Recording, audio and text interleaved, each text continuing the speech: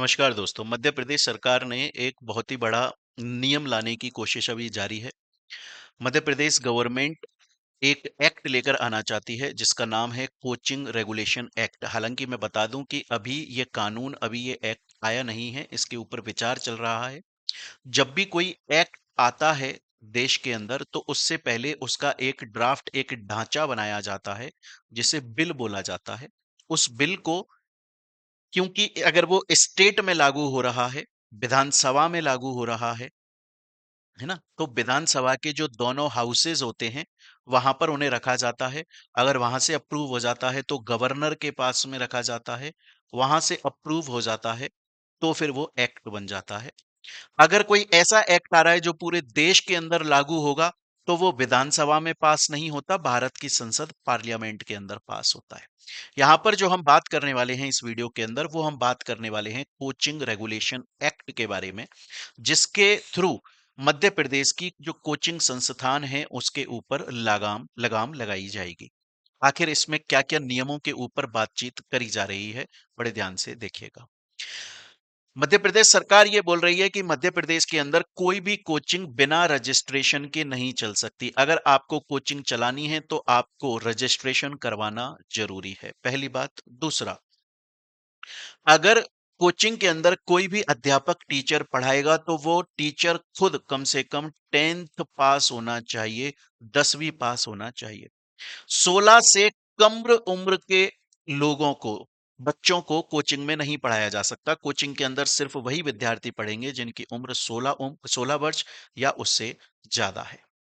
उसके अलावा कोचिंग कितनी फीस लेंगे, उस फीस पर जो नियंत्रण किया जाएगा वो गवर्नमेंट की तरफ से किया जाएगा। गवर्नमेंट बताएगी कि आप अंधाधुन, कोचिंग वाले अंधाधुन फीस नहीं मांग सकते। एक लिमिट होगी, उतनी ही फीस मांग सकते हैं। और अगर कोई स्टूडेंट कोचिंग छोड़कर जाता है, कभी भी कोचिंग छोड़कर अगर वो चला जाता है तो उसका पैसा उसे रिफंड किया जाएगा। हालांकि अगर मैं बात बोलूं तो अभी तक जितने भी नियम यहां पर हमने बात करी कि कोचिंग का रजिस्ट्रेशन होना जरूरी है, अ, अ, उसके अलावा टीचर खुद 10th पास होना चाहिए, ये नियम मुझे सही लगते हैं, इसमें कोई दिक्कत नहीं है। अभी तक जिस नियम के ऊपर हमने बात करी है इस वीडियो में, और भी नियमों पर बात करेंगे, उसमें दो नियम मुझे गलत लगते हैं। एक तो 16 से कम उम्र के छात्र कोचिंग में प्रवेश नहीं कर सकते, ये गलत है।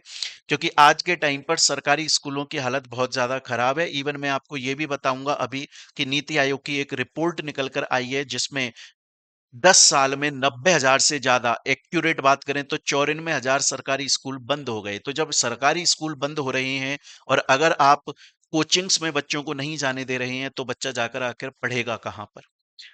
तो ये दो नियम अभी तक मुझे सही नहीं लगते हैं कि पहला, 16 से कम उम्र का विद्यार्थी कोचिंग में नहीं पढ़ सकता, और दूसरा कि अगर कोई भी विद्यार्थी कोचिंग बीच में छोड़कर चला जाता है तो 10 दिन के अंदर अंदर पैसा उस विद्यार्थी को रिफंड किया जाएगा। ऐसा तो कोई भी बच्चा आकर, सपोज करो 2 महीने पढ़ लिया और उसके बाद बोलता है मुझे समझ में नहीं आ रहा है, मैं छोड़ के जा रहा हूं, तो यहाँ तो कोचिंग वाले का नुकसान है और बच्चे का फायदा हो रहा है, वो चीट कर रहा है।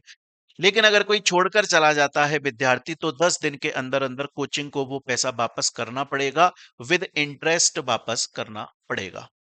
इसके अलावा यह भी बोला जा रहा है कि अब जो कोचिंग्स होंगी वो कुछ इस तरीके के बयान नहीं लिख सकती हैं, किस तरीके के एडवर्टाइजमेंट नहीं कर सकती हैं कि हमारे यहां पर पढ़ोगे तो गारंटीड है कि आपको सफलता मिलेगी या आपका चयन हो जाएगा, आपका सिलेक्शन हो जाएगा, या फिर हम पूरा पैसा आपको रिफंड कर देंगे। इस तरीके के एडवर्टाइजमेंट, भ्रामक एडवर्टाइजमेंट अब ये कोचिंग वाले नहीं कर सकते हैं। और कोचिंग वालों को सिर्फ पढ़ाई नहीं करानी चाहिए कि वो सिर्फ पढ़ाई कराएंगे, नहीं, उसके अलावा विद्यार्थियों को ऑल्टरनेटिव करियर ऑप्शन, वैकल्पिक करियर ऑप्शन भी देंगे कि अगर कल को आपका सिलेक्शन नहीं होता है तो आप जिंदगी में ये काम भी कर सकते हो। तो ये एक अभी तक बिल आया है, मध्य प्रदेश की सरकार ये एक्ट लेकर आना चाहती है, कोचिंग रेगुलेशन एक्ट। आपका इसके ऊपर क्या कहना है? हमने जो नियम बात करे, क्या आपको वो सभी नियम सही लगते हैं या कोई ऐसा नियम है जो आपको लगता है कि नहीं, ये नहीं आना चाहिए? अगर ऐसा है तो कमेंट सेक्शन खुला हुआ है, आप अपना सुझाव जरूर दीजिएगा। वहीं दूसरी तरफ देखा जाए तो नीति आयोग जो कि सरकारी डिपार्टमेंट है, नीति आयोग की एक रिपोर्ट आई है और उस रिपोर्ट के हिसाब से पिछले 10 सालों में, मैं पूरा आंकड़ा यहां पर आपको बताऊंगा अभी, कि 10 सालों के अंदर 94,000 से ज्यादा सरकारी स्कूल बंद हो चुके हैं, वहीं पर 51,000 से ज्यादा प्राइवेट स्कूल बढ़ गए हैं। जी हां, इस हिसाब से अगर देखा जाए तो एक दिन में देश के अंदर 25 सरकारी स्कूल बंद हो रहे हैं। अब सवाल ये आता है कि पहले मैं आपको ये बता दूं कि एक्चुअल में कितने सरकारी स्कूल बंद हुए हैं। देखिए, डेटा के साथ में अगर बात करें तो 2014-15 के अंदर 11,07,000 सरकारी स्कूल हुआ करते थे। 2024-25 में 10,13,000 सरकारी स्कूल बचे हैं, मतलब 94,000 सरकारी स्कूल बंद हो गए। कुछ ऐसे सरकारी स्कूल जो प्योर गवर्नमेंट, प्योर सरकारी स्कूल नहीं है, लेकिन सरकार से प्राप्त धनराशि से वो लोग चलते हैं, वो स्कूल चलते हैं, जिन्हें सरकारी सहायता प्राप्त स्कूल कहा जाता है। 2014-15 में 83,000 ऐसे सरकारी स्कूल हुआ करते थे। 2024-25 में मात्र 79,000, मतलब 4,000 स्कूल की गिरावट आई है। जबकि प्राइवेट निजी स्कूलों की बात करी जाए, 2014-15 में 2,88,000 सरकारी स्कूल थे, जो कि 2024-25 में 3,39,000, मतलब 51,000 सरकारी स्कूल बढ़ गए हैं। अब सवाल ये आता है कि आखिर ये सरकारी स्कूल बंद क्यों होते जा रहे हैं। इस पर नीति आयोग की जो रिपोर्ट है उसमें 4-5 वजह बताई गई हैं। पहली वजह यह बताई गई है कि घटती जन्म दर, मतलब फर्टिलिटी रेट जो है वो कम हो रही है। मैं बता दूं आपको, फर्टिलिटी रेट कम होने का मतलब ये नहीं होता है कि देश में बच्चे कम पैदा हो रहे हैं, नहीं, बच्चे तो खूब अच्छे खासी तरीके से पैदा हो रहे हैं। इसका मतलब यह होता है कि जो बच्चा पैदा हो रहा है वो ज्यादा जी नहीं पा रहा है, कुपोषण के शिकार की वजह से उसकी जल्दी से, मतलब वो ऊपर चला जाता है, दुनिया को अलविदा कह देता है।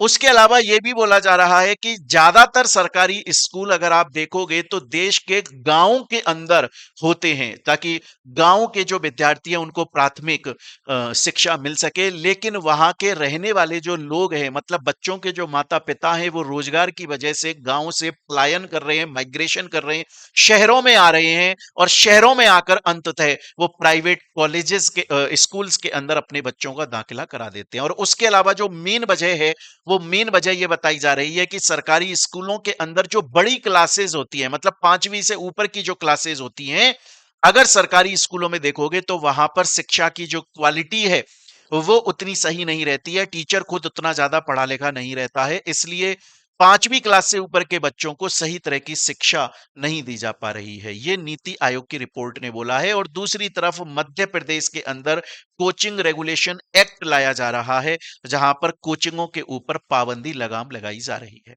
इन दोनों चीजों के ऊपर आप लोगों का क्या कहना है, आप लोग इस बात का जरूर बताइएगा। अगर आपको लगता है कि ये सही है, अच्छा है, तो भी आप लोग कमेंट सेक्शन में अपनी बात को जरूर रखिएगा। स्वतंत्र भारत है। और अगर आपको लगता है कि नहीं ये गलत है, तो भी जरूर बताइएगा। मिलते हैं हम लोग नेक्स्ट वीडियो के अंदर। तब तक के लिए धन्यवाद।